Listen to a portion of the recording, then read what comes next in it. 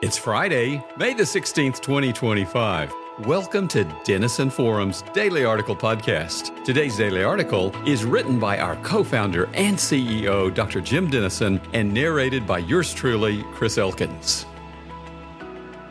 Evangelicals, like me, have been on the losing side of the culture wars for decades. The sexual revolution, rise of LGBTQ ideology, legalization of abortion and same-sex marriage, proliferation of online pornography, legitimization of prostitution and polygamy, escalation of adultery and divorce, the list goes on. But things are changing. In his 2024 book, The Third Awokening, Eric Kaufmann, a professor of politics at the University of Buckingham in England, described his damaging personal experiences with the liberalism and cancel culture of quote-unquote woke ideology. A year later, he is able to write a new Wall Street Journal article titled, "Welcome to the Post-Progressive Political Era."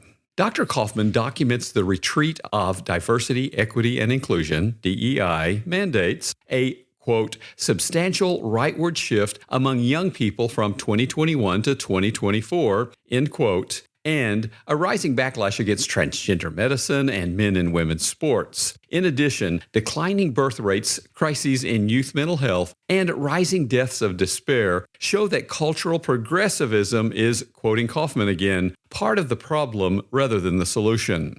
Then he asks, we are leaving the age of progressive confidence. What will replace it? This question is obviously critical to our national future. You and I can answer it in the only way that changes souls and transforms culture for the glory of God.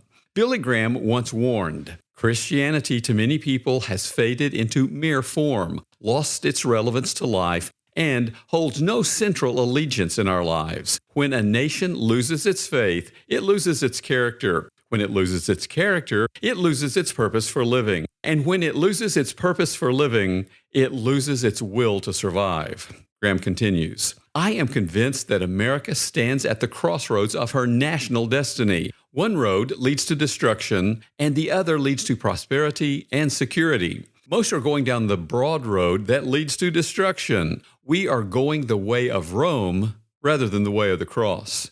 He concluded, many will blame the Republicans or the Democrats, but it is the American people as individuals that should take the blame. We backslide as individuals before we begin to decay as a nation, end quote.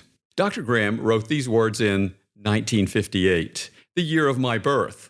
Across my life, I've seen our nation slide much further down the moral slope of which he warned, as I noted earlier. We can blame those who champion such immorality, but it's a fact that lost people will act like lost people. So did you, and so did I. We ought to not be surprised. According to 1 Corinthians 2, verse 14, the natural person does not accept the things of the Spirit of God, for they are folly to him, and he is not able to understand them because they are spiritually discerned. Suppose, however, that a group of people knows better but does not do better, that God calls them to be the salt of the earth but have lost their taste and effectiveness by compromising with what they are supposed to be converting, as described in Matthew 5, verse 13. Are they not significantly to blame for the demise of their culture?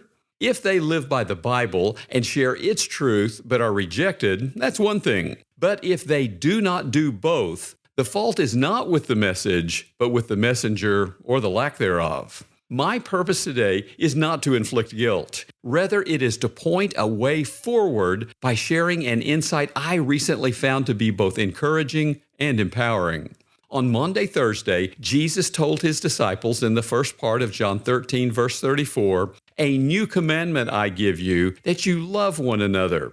The famed theologian St. Augustine asked, wasn't this commandment already part of the ancient law of God, where it is written, you shall love your neighbor as yourself? Why then is it called a new one by the Lord when it's really so old?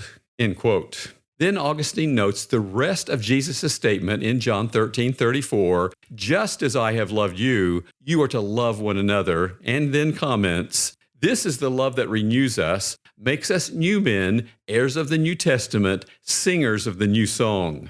End quote.